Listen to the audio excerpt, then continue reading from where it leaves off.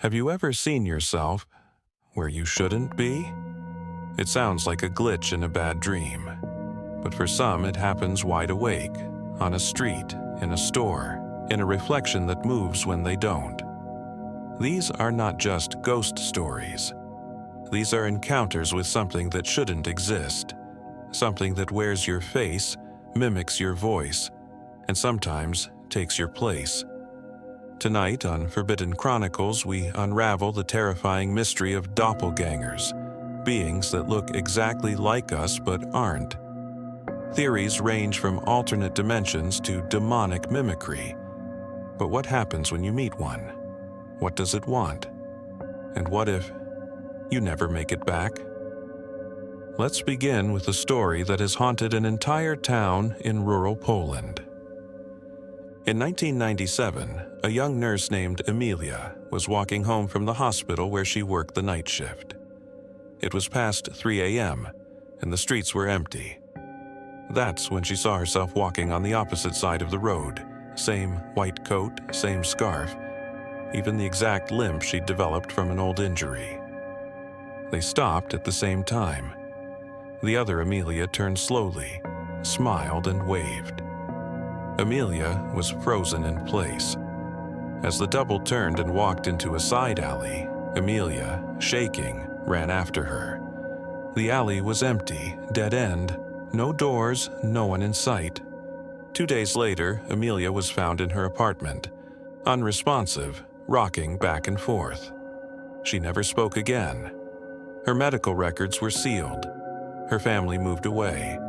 But locals still whisper about the double that walked those streets and what it wanted. Our second case comes from a Reddit user who posted anonymously under the name Q Control. He was 28 years old, working for a private contractor in the Nevada desert. His job involved data logging from various sensor stations. Nothing exciting. Until one night, the station cameras triggered a perimeter alert. He pulled up the footage. There he was, standing outside. Same clothes, same ID badge, except he was inside. He ran to the door to confront whoever it was. No one, but the cameras kept showing him, walking in slow circles around the compound. The real horror started when the outside version began doing things, before he did. It raised its arm before he raised his, tilted its head before he thought of moving, and then it turned to look directly at the security camera. A minute later, the station lost power. When it came back on, the feed was normal. The man outside was gone. 3 weeks later, Q Control deleted his account, but not before his final post. It still moves before I do. Our last case comes from Mexico City in 2011. A university student named Alejandra was using the metro late at night. She entered the women's restroom at a quiet station and saw a girl brushing her hair in the mirror. As Alejandra approached the sink, the girl stopped brushing.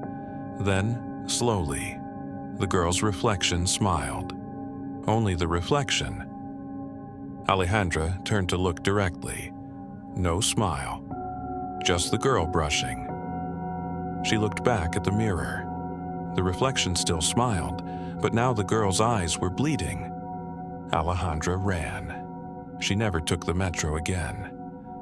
Weeks later, a friend told her she'd seen Alejandra in the same bathroom the next night, but Alejandra swore she was at home, asleep. That bathroom was closed 2 months later after several similar reports. Now, let's talk about what this could be. Doppelganger legends stretch across cultures and continents. In Norse mythology, they're called Vardagur, a spirit double that appears moments before you do, like a supernatural echo. In ancient Egypt, the Ka was a spirit twin, an invisible replica of your soul. In German folklore, doppelgänger literally means double walker. Seeing one was a terrible omen. If someone else saw your double, it meant misfortune. If you saw it, death. But folklore is only the beginning. Modern reports of doppelganger encounters are often tied to moments of intense emotion, illness, or trauma. In 2012, a study from the University of Lausanne documented several cases of autoscopic hallucinations, where patients saw themselves outside their bodies, without any neurological explanation. But most disturbing are the physical cases, where someone else sees your double, where you interact with it, where it changes before your eyes. So, what are they? Theory 1. Glitch in the simulation. This theory says our reality is a form of digital simulation, coded, designed, and possibly monitored. Doppelgängers are bugs, something the system misplaces, duplicating characters, rendering two versions of the same person in different places, just like in video games. It might explain why doppelgangers are often reported near electrical anomalies, power outages, or digital devices. Some have reported seeing doubles only through mirrors, camera lenses, or screens, suggesting their existence is tied to perception and data. These duplicates appear briefly, behave strangely, and vanish. But sometimes they do more than just appear. They observe, they learn, and maybe they replace. If the simulation is designed to be seamless, then any error, any duplicated self, must eventually be corrected. Which one disappears? The original or the copy? Theory 2.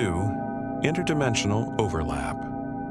Parallel universe theory suggests infinite realities stacked like pages in a book. In some, you exist slightly differently, in others, not at all. Sometimes, according to this theory, the walls between dimensions weaken, especially during sleep, trauma, or emotional spikes. What we call a doppelganger might just be you, from somewhere else. But crossing into another dimension isn't casual, and staying too long might come at a cost. Some stories suggest that people who meet their doubles feel a sudden drop in temperature or a deep sense of dread, as if their body knows this meeting should never happen. Worse, some theorists believe that not all crossings are accidental. Some versions of you might want what you have, the comfort, the health, the life. They might not want to go back, and if they're close enough to step into your world, what's to stop them? Theory 3. Paranormal mimicry. In this darker theory, doppelgangers are not mistakes or physics anomalies. They are entities, beings that can wear your face like a mask. Some say demons. Others, spirits without form that copy what they see.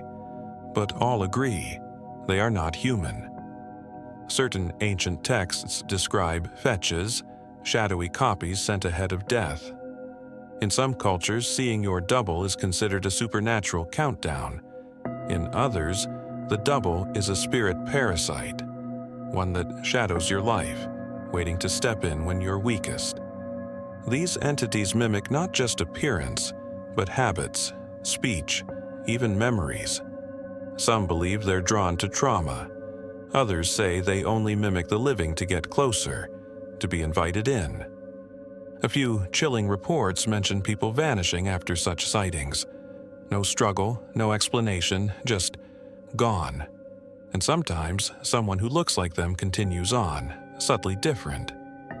Colder. Office. If that's true, the question becomes not whether the double is real, but whether the person beside you is still who you think they are. So, how common is this? More common than you'd think. Thousands of posts online. Reddit, 4chan, paranormal forums share doppelganger encounters. They range from short glimpses to terrifying interactions. Many accounts are deleted. Others end suddenly with no follow-up.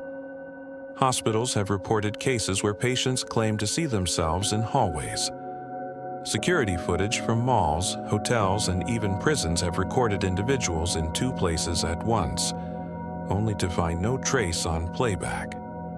Even celebrities have reported it. Queen Elizabeth I claimed to see her double lying motionless in her bed days before she died.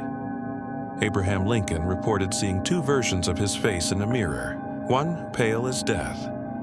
And Russian author Fyodor Dostoevsky, tormented by epilepsy and hallucinations, once wrote, "The scariest moment is not when you see yourself, but when the other, you, smiles first."